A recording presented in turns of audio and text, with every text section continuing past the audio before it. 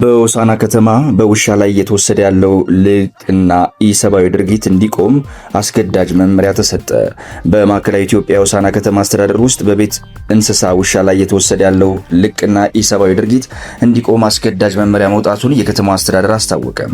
በሆሳዕና ከተማ አስተዳደር ውስጥ ሰሞኑን የእብድ ውሻ በሽታ በከተማው ገብቷል በሚል ስጋት በተለየ መልኩ በባለቤት አልባ ውሻዎችና የጤና እክል እየታየባቸው ውሾች በመለየት በማዘጋጃዊ አገልግሎት የማስወገድ ስራ ሲሰራ እንደቆየ የሆሳዕና ከተማ አስተዳደር ገልጿል።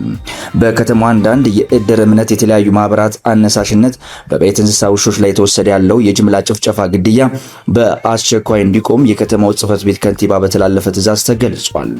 የሆሳዕና ከተማ አስተዳደር ከንቲባ አቶ ታምራት ቀጢሶ በተላለፈ ግልጽ አስገዳጅ መመሪያ መሰረት ለጤናችን ሁኔታ አሳሳቢ የሆነና ግልጽ የበሽታ ምልክት የታየባቸው ውሾች በመለየት የሚሰጠው የሕክምና አገልግሎት ባሻገር በማዘጋጃ ቤቱ አገልግሎትና በእንስሳት ጤና ባለሙያዎች ቅንጅት በመለየት በህብረተሰቡ ላይ ጉዳት እንዳያደርሱ ሰፊ ስራ እየተሰራ ይገኛል ሲሉ ገልጸዋል።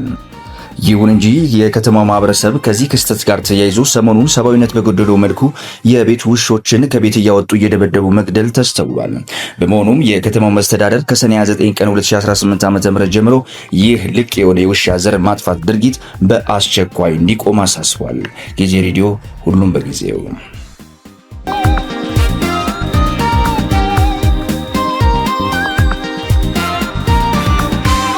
ዶናልድ ትራምፕ እና የጣሊያኗ ጠቅላይ ሚኒስትር ጆርጂያ ሜሎኒ ዳግም ሰጣ ገባ ውስጥ ገቡ። የአሜሪካ ፕሬዝዳንት ዶናልድ ትራምፕ በትሩዝ ሶሻል ገጻቸው ላይ የጣሊያኗን ጠቅላይ ሚኒስትር ጆርጂያ ሜሎኒን ምስል በማጋራት የእግር ትዕዛዝ ያስፈልጋል የሚል ይዘት ማውጣታቸውን ተከትሎ በሁለቱ መሪዎች መካከል ያለውን ዲፕሎማሲያዊ ውጥረት ዳግም አገርሽቷል። ይህ አዲስ ንትርክ የተከሰተው ሁለቱ መሪዎች በሚቀጥለው ሳምንት በቱርክ በሚካሄደው የሰሜን አትላንቲክ ቃል ኪዳን ድርጅት ኔቶ የመሪዎች ጉባኤ ላይ ለመገናኘት ቀጠሮ ባላቸው ዋዜማ ላይ መሆኑን ጉዳዩን የዓለም አቀፍ መገናኛ ብዙሃን ዋነኛ አጀንዳ አድርጎታል። ትራምፕ ያጋሩት ምስል ጠቅላይ ሚኒስትር ጆርጂያ ሜሎኒ ወደ እሳቸው ቀና ብላ እየተመለከተች ፈገግ ስትል የሚያሳይ ሲሆን ትራምፕ ከላይ ያስቀምጡት የእግር ትዕዛዝ ያስፈልጋል የሚለው አጭር ጽሑፍም ሜሎኒ በእሳቸው ላይ ከፍተኛ ፍላጎት እንዳላት አድርጎ ለማሾፍ የተጠቀሙበት መሆኑንም ተንታኞች ገልጸዋል። በሁለቱ መሪዎች መካከል በይፋ የተጀመረው ይሄው የቃላት ጦርነት መነሻው በፈረንሳይ ኢቫኒያሌ ባንስ በተካሄደው 52ኛ የጂ7 ጉባኤ ላይ የተፈጠረ ክስተት ነው። ፕሬዝዳንት ትራምፕ ለጣሊያኑ የቴሌቪዥን ጣቢያ LA7 በሰጡት መግለጫ ሜሎኒ በጂ7 ጉባኤ ላይ ከእኔ ጋር ፎቶ ለመነሳት በተደጋጋሚ ለምናኛለች፣ በጣምም ትፈልግ ስለነበረ አዝኜላት ነው ፎቶ የተነሳሁት የሚል አስተያየትም ሰጥተው ነበር። ይህ በትራምፕ የተሰነዘረው ንግግር ያስቆጣት ጠቅላይ ሚኒስትር ጆርጂያ ሜሎኒ በበኩሏ በኢንስታግራም ገጿ ባስተላለፈችው ምላሽ የፕሬዝዳንት ትራምፕ ንግግር ሙሉ በሙሉ የተፈበረከ የሐሰት ወሬ ነው ስትልም ተናግራለች። የአሜሪካው ፕሬዝዳንት ከባህላዊ አጋሮቹ ጋር ለምን እንዲህ አይነት ባህሪ እንደሚያሳይ በጣም ይገርምኛል። ነገር ግን አንድ ልታውቀው የሚገባ ነገር አለ። እኔም ሆንኩ ጣሊያን በፍጹም አንለምንም በማለት ጠንካራ ዲፕሎማሲያዊ ምላሽም ሰጥታለች። በትራምፕ ንግግር የተቆጡትና የተሰነዘረውን ትችት መላውን የጣሊያን ሕዝብንና መንግስት የናቀ ነው ያሉት የጣሊያን ምክትል ጠቅላይ ሚኒስቴር የውጭ ጉዳይ ሚኒስቴር አንቶኒዮ ታያኒ ባለፈው ሰኔ ወር አጋማሽ ላይ ወደ ዋሽንግተን ዲሲ ሊያደርጉት የነበረውን ይፋዊ የሥራ ጉብኝትም በድንገት ሰርዘዋል። ታያኒ እርምጃውን የወሰዱት የአሜሪካው ፕሬዝዳንት በሀገሪቱ መሪ ላይ ላደረሱት የስም ማጥፋት ድርጊት ተቃውሟቸውን ለመግለጽ መሆኑንም አስታውቀዋል። በጣሊያን የፖለቲካ መድረክ ላይም የተቃውሞ ፓርቲ መሪዎች ጭምር የትራምፕን ድርጊት ያወገዙ ሲሆን የጣሊያን አዚዮን ፓርቲ መሪ ካርሎ ካሌንዳ ትራምፕ ርካሽና አስነዋሪ ጉልበተኛ ሲሉም ጠርተውታል። የጣሊያን መከላከያ ሚኒስቴር ጊዶ ክሮስቶም በበኩላቸው ውጥረቱን ለማርገብ በሰጡት መግለጫ ሰዎች ይመጣሉ፣ ይሄዳሉ፣ ዋናው ነገር ግን እንደ አሜሪካ ካሉ ስትራቴጂካዊ አጋሮች ጋር ያለውን የቆየ ግንኙነት ማስቀጠል ነው ብለዋል። በመሪዎቹ መካከል ላለው ፍጥጫ የፎቶግራፍ ጉዳይ ዋነኛ መነሻ ቢሆንም በጀርባው ግን ጥልቅ የጂኦፖለቲካ ልዩነቶች መኖራቸውንም ተንታኞች ይጠቅሳሉ። ዶናልድ ትራምፕ ወደ ስልጣን ከመጡ በኋላ በኢራን ላይ የከፈቱትን ወታደራዊ የኒኩለር ማዕቀብ ዘመቻዎችም ጣሊያን ለመደገፍ ፈቃደኛ ለመሆኗ ዋነኛ የውጥረት ምንጭ ነውም ተብሏል።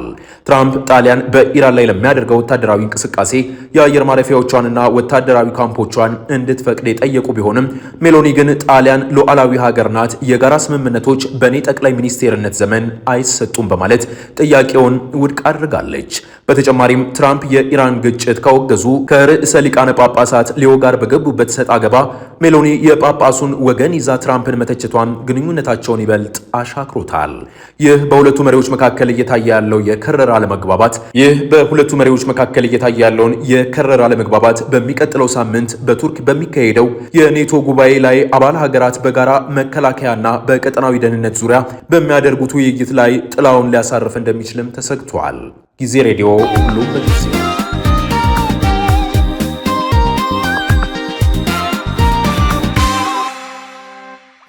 የቱርክ ፕሬዝዳንት ረሂብ ጣይብ ኤርዶጋን ጦርነት ሱስ አለበት ያሉት የእስራኤል መንግስት ቀጠናውን ወደ ብጥብጥ እንዳይከተው ሊደረግ ይገባል አሉ። ኤርዶጋን የእስራኤል መንግስት የአሜሪካና ኢራን ስምምነት እንዳይረጋ ጥረት ያደረገ መሆኑን በቅርብ እናውቃለን፣ በዚህ በኩልም ፍላጎቱ ሊሳካ አይገባም ብለዋል። በቀጠናውም የባሩድ ሽታና ደም መፍሰስ ዳግም እንዳይታይ በርትተን እንሰራለን ነው ያሉት።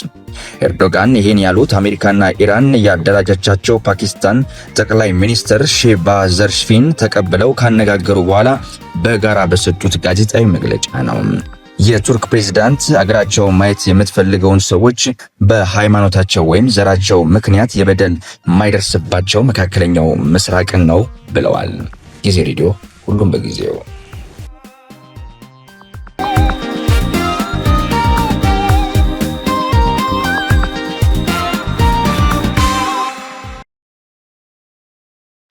438.6 ሚሊዮን ብር ግምታዊ ዋጋ ያላቸው የኮንትሮባንድ እቃዎች ተያዙ። ከ438.6 ሚሊዮን ብር በላይ ግምታዊ ዋጋ ያላቸው ኮንትሮባንድ እቃዎች ተይዘዋል ሲል ነው ጉምሩክ ኮሚሽን የገለጸው። ኮሚሽኑ ከሰኔ 19 እስከ 24 ቀን በ2018 ዓ.ም ባደረገው ክትትል ከ422.5 ሚሊዮን ብር የገቢና 16.1 ሚሊዮን ብር የውጭ ኮንትሮባንድ እቃዎችን የያዘው። ከተያዙ እቃዎች ውስጥ አዳዲስና ልባሽ ጨርቆች፣ ኤሌክትሮኒክስ፣ የግንባታ እቃዎች፣ ቡና፣ ጥራጥሬ፣ የተሽከርካሪ መለዋወጫ፣ አደንዛዥ እጾችና ሌሎችም ይገኙበታል ነው ያለው ዘገባው። በተጠቀሰው ጊዜ ቀነ ገደብ የገቢና የውጭ ኮንትሮባንድ በመቆጣጠር አዲስ አበባ ኤርፖርት፣ ሞያሌ፣ ጅጅጋ ጉምሩክ ቅርንጫፍ ጽሕፈት ቤቶች ቀዳሚውን ስፍራ ይይዛሉ ብሏል። በሌላ በኩልም ከኮንትሮባንዱ ጋር በተያያዘ 26 ተጠርጣሪዎችና 13 ተሽከርካሪዎች በቁጥጥር ስር መዋላቸውን የኮሚሽኑ መረጃ አመልክቷል። ጊዜ ሬዲዮ ሁሉም በጊዜው